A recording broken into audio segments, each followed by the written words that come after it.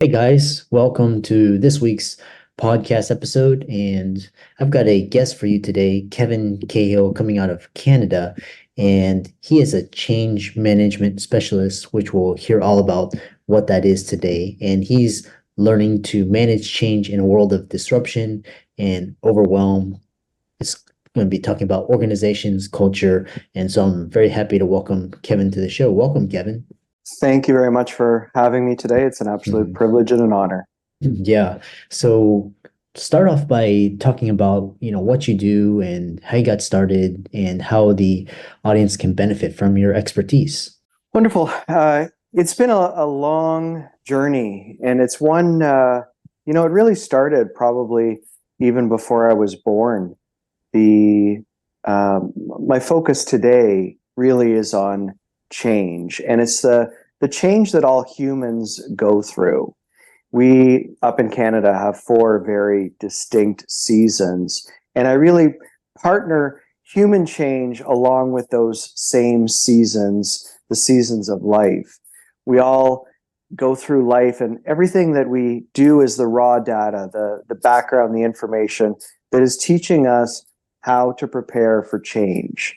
Because eventually there is going to be that one moment, whether you lose a job or go through a breakup or a bankruptcy or lose a business, and you're thrust into it. You have no control over what is happening to you. And your whole focus is, how do you get through change? How do you get through the suffering that comes with change to be on the other side, where you eventually have to find the joy of the suffering? Yes, you went through that horrible breakup, but now you're on the other side and you have a new partner. Or you lost your business and you were forced into bankruptcy, but that forced you to follow your dreams and follow your passions. And now you're finally doing something that fills up your soul. But the whole part of change is maturing and serving. Because if you don't go and help others, then what was the point of going through the pain in the first place? And that's what we work with organizations and individuals.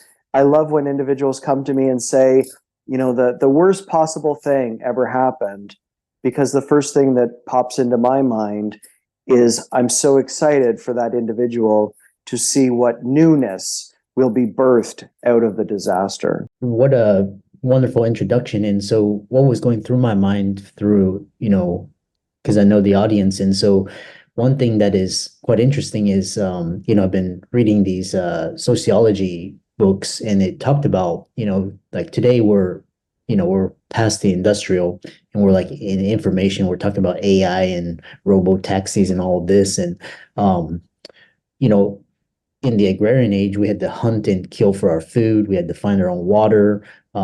So my question to you is, if our ancestors were doing this, like we're adapting to the different seasons, weather unpredictability, you could get killed. Why today are we so afraid of change, and why do we have so much trouble adapting to change, like, getting fired or, getting dumped or, these things, why are they such a big deal?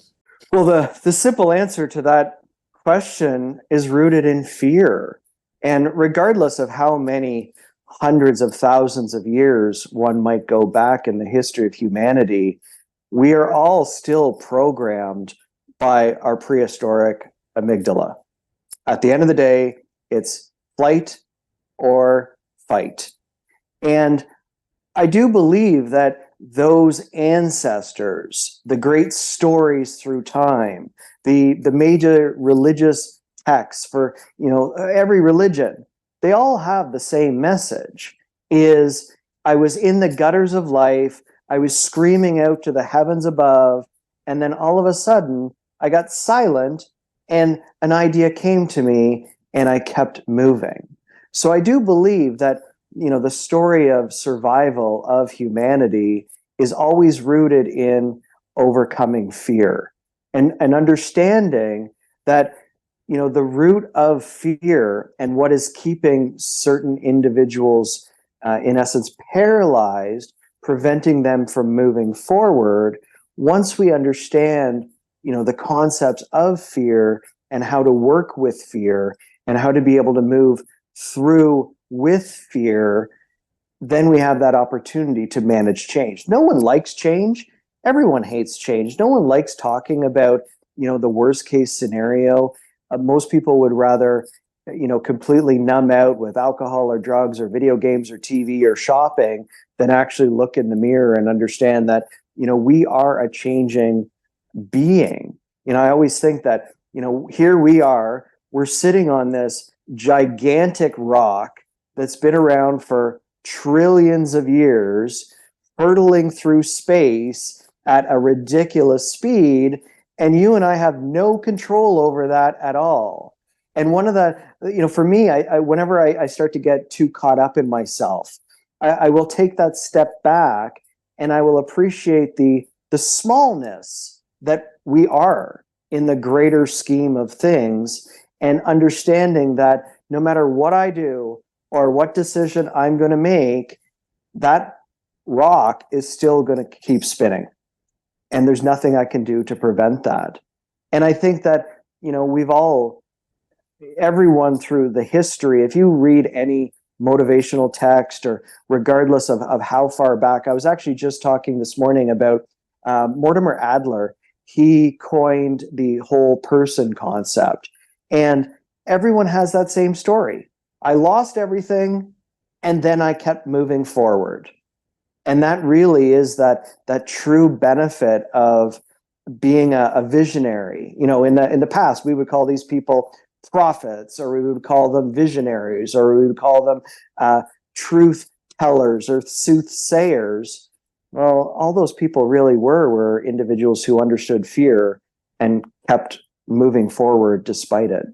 Yeah, I really resonate with that. And the thing is, what's interesting is that you talked about evolution, and so, technology and society and progress has, like, we're still with our reptilian brains. We have our emotional brains, and then we've got our mammalian brains, and so, which is interesting. So the next question is this idea of ego and status. We invent things such as money and status, and all these things that and talk about the dichotomy between this and change, because a lot of it's like, for example, losing money on an investment, or like I said, getting fired or getting downsized or losing your company. These things that happen, and then in society we look at it upon it as shame, and talk about the dichotomy between social conditioning and why we need to have change.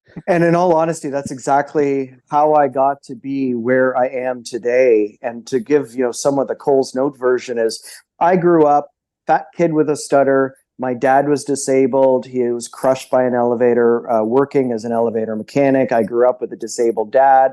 Everyone made fun of me. And when it came to choosing where to go to school, I decided to move as far away as possible, because I wanted to start fresh. I wanted to start a new life. And I wanted to in essence, run away from who I was. And I followed that quote unquote American dream of swifter, stronger, higher, faster, more money, bigger houses, fancier cars. But I do believe that the universe, and regardless of an individual's religious affiliation or beliefs, regardless of whether we call it God or not, there is this higher power that is guiding us along a path. And I love the movie, The Wizard of Oz, because at the end of the day, Dorothy is just following that yellow brick road, and she's meeting the worst parts of herself en route to an illusion. And once she finds out that it's just an illusion, she has the power to go home. And that was me.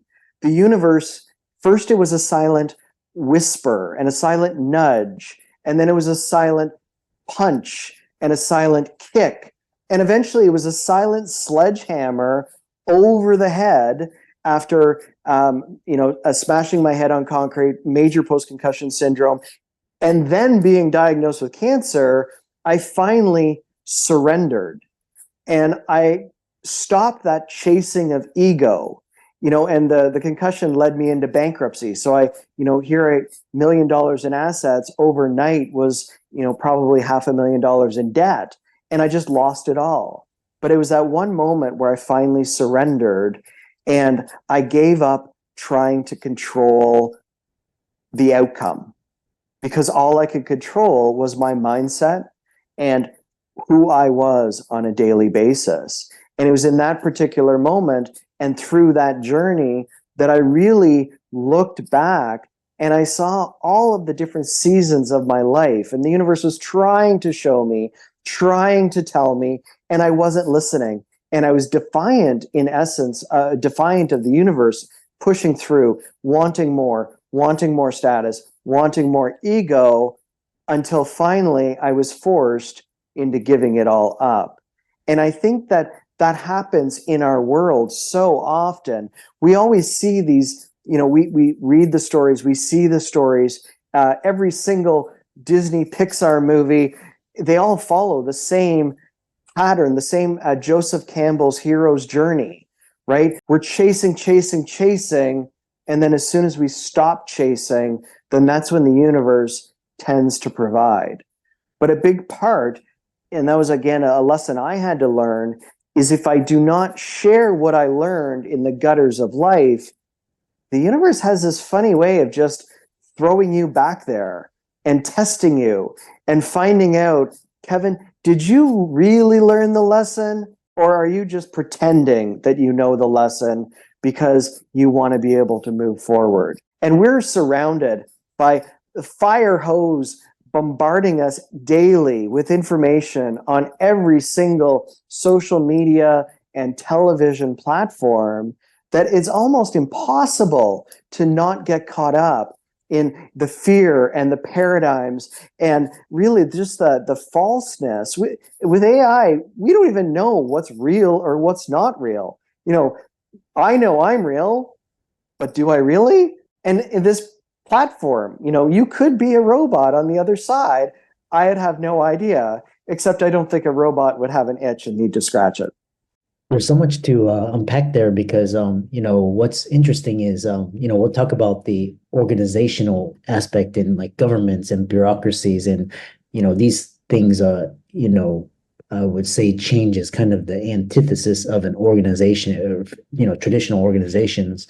Moving on is this, I love this idea of the universe because like I said, it culminates in it's a crisis. Like if you procrastinate what the universe is trying to do, it's usually going to come back and kick you on your ass. So how do you reconcile this thing? So here in the West, we've got status, we got ego, we got to run the rat race. It's our income, it's our net worth. The kind of Europe and other countries, they don't really value those types of things. And how do you reconcile this need to be more, do more, have more versus the basically boiling it down to value and letting go. I find that if you actually just let go, kind of that allows the universe to work, whereas if you're trying to just kind of you're just hindering yourself. So how do you address that? It's such a tight balance. In this world, we need money to live, right? You have to pay, for shelter and for food and clothing and all. So it's not like you can actually just live without that desire to have an income. And for me, it really just comes down to, I remember that day clearly. It was, fall of 2014, and I was hanging on out of pride and spite and ego. And the biggest thing was accepting that for me, there was no way forward financially. I had to declare bankruptcy in order to focus on my health. And so that's, we're almost 10 years ago now, where that letting go moment, the universe from that moment on continued to provide. And I never needed to want for more. It wasn't necessarily on my time or my schedule, but it was always divine timing and the universe's schedule, right? The money always showed up at the 24th hour. And I do think there's a lot of organizations out there that yes, a lot of organizations that are refusing to change, that are stuck, they don't last very long. They usually end up disappearing.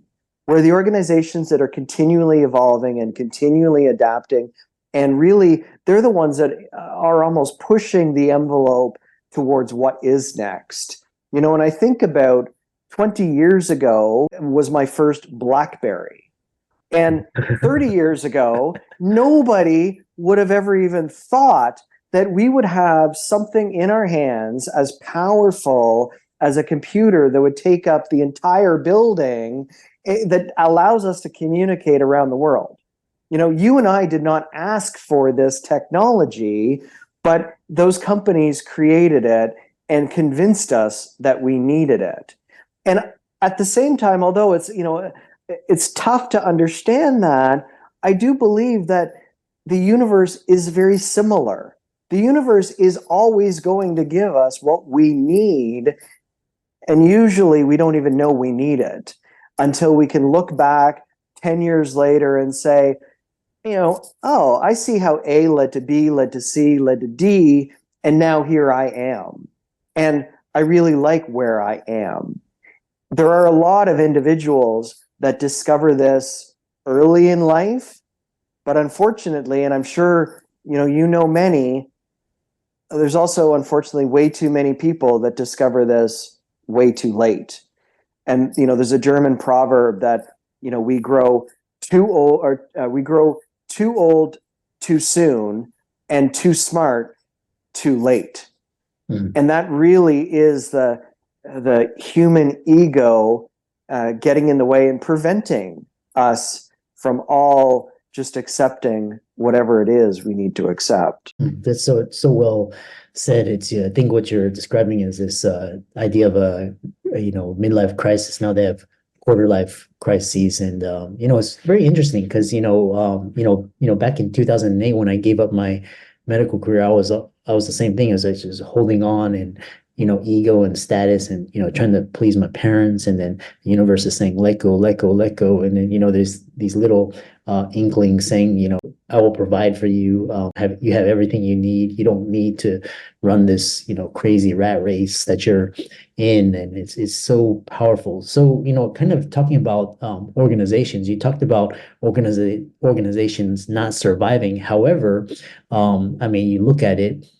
I think there was a statistic like a lot of corporations, like a majority of corporations are zombie corporations, and it's like you keep hiring and promoting the same incompetent individuals, keeping these corporations alive, and they're just like sucking value. And you have like governments that just refuse to change. And so how do you, I mean, honestly, it's like you're supposed to change, but organizations, they don't change, but they're like fighting to stay alive, and then that leads to corruption and fraud and all of that. So I mean, what's the answer? Like, I mean, look at our governments, it's just kind of it's a joke these days. So how do you reconcile that? I read Ayn Rand's Atlas Shrugged about 15 years ago, and I recommend the book to anyone that is struggling with that reconciliation of being in a world where around you is nothing but lies and deceit and corruption and incompetence. And in Atlas Shrugged, the main premise, the main character of the story, John Galt, again, is one of those individuals that tried to make change, realized he was banging his head against the wall, created a utopian culture, and in essence gave up and let the world implode upon itself.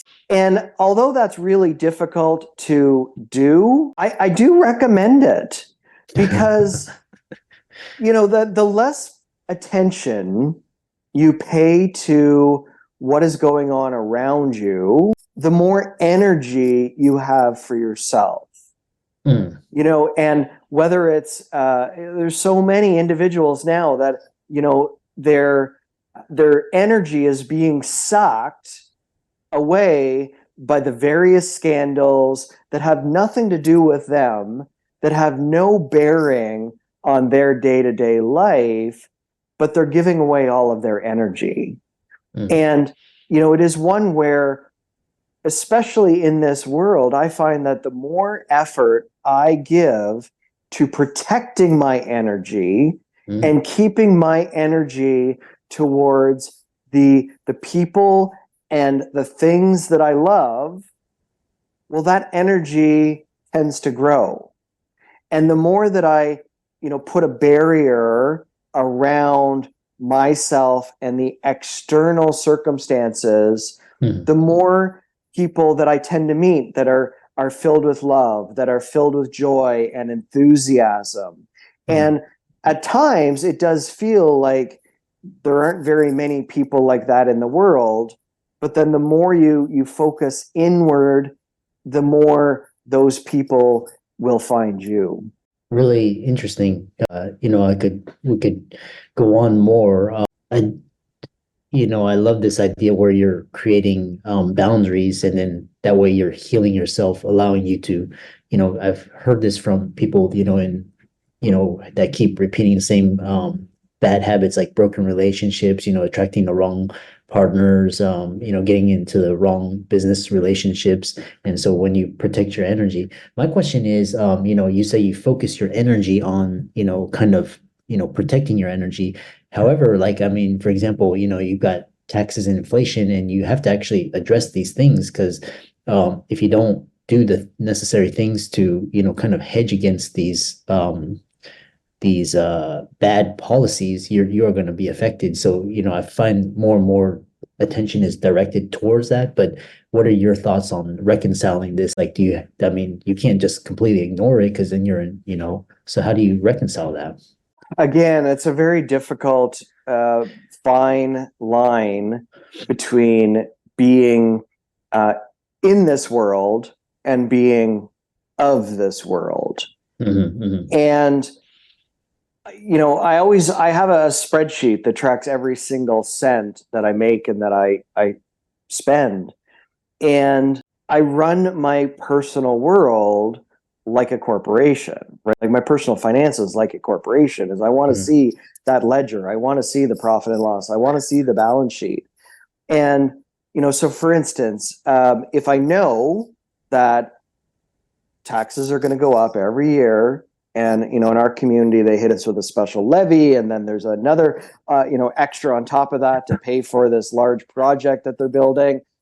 Well, then I pull from other areas, because, the only choice I have is I can't make the choice to not pay tax. The only choice I would have is I could move, and I could move to an area that has a lower tax base. But the truth is, then I have to think about, well, how much further am I commuting? How much, what are the other implications? And what's to say that the property taxes are not going to continue to go up? So, and then, or I look at, okay, well, if expenses are going up, then I need to increase the income as a result of it. And those are the things that I have control over. So when I protect my energy, I focus on, what do I have control over? Is me going and sitting in front of City Hall protesting going to make a change? It's not. It really, truly isn't. And, what I love, there's an economist. So she was born and raised in South Africa and then educated in England, Denisha Demboyo. And I probably totally wrecked her name. But I remember listening to her at a conference. I think it was actually in San Diego a number of years ago. And she made the comment about autocratic versus democratic countries. And she said, to a room of 5,000 financial people, the problem in a democratic country, the problem with a democratic government is they spend 4 years trying to get elected, and then they spend 4 years trying to get reelected with no regard for the future. Where in an autocratic country, they don't care about elections. They're focused on their family and the future generations. And so you're going to have a lot of economic policies in autocratic countries that are actually much smarter and much more thought out than in a democratic country. Because all you end up doing, and you know, in Canada, we're in a complete disarray. Obviously in America, not much better. Yeah. But, you know, we've had 8 years of ridiculous spending. And now all of a sudden, hopefully in the next year, there'll be an election and the next party will come in and they'll be like, oh, well, Canada's bankrupt. We now need to get the money from somewhere. But where are you going to get the money from? Well, it has to come from the people. And is that something I can control? Well, you know, I could move to Costa Rica, or maybe Ireland, which is currently the number one country in the European Union, or I can just deal with it here and not worry about it, not worry about my energy. Yeah. Yeah. Really fascinating. And really, we could talk about this. So how can people find you and follow you and reach out to you? I love this discussion about change and how it applies to organizations if they wanted to reach out to you. So I'm on the intraweb, kevincahill.com. I'm on all the major social media platforms as well. I have a series of 4 books. My last books that I released, it's a complete workbook set on the process of change, and it guides individuals through the 4 parts of change. How do you prepare for change? How do you go through suffering? How do you learn to accept joy out of suffering? And then how do you mature and serve to ensure that you don't have to go back into that suffering again? I love that. And I really enjoyed this talk. And for all the audience, be sure to give Kevin's socials a like and follow and reach out to him. And I really enjoyed talking with you. Thanks so much for coming on. Well, absolute pleasure to meet you, Christopher. It was a great conversation. I look forward to more connections in the